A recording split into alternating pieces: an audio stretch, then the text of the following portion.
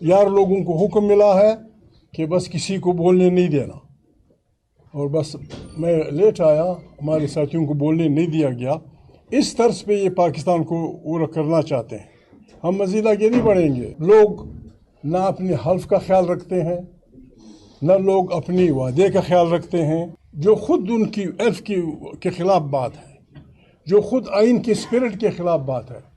अगर किसी और जमहूर मुल्क में ऐसा होता शायद वो अपनी नौकरी में ना होते।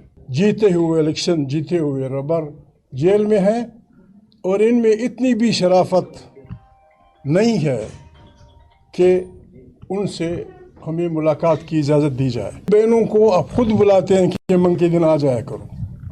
वो इस जवान उम्र में 70 साल से ऊपर की उम्र में वो वहाँ 4-5 बजे तक बैठी रहती हैं, और फिर आप उनको ठंडे पानी से वर्करों समेत गुस्ल करवा देते हैं। हमारे एक साथी की टांग टूट गई गरीब के उस नाले में।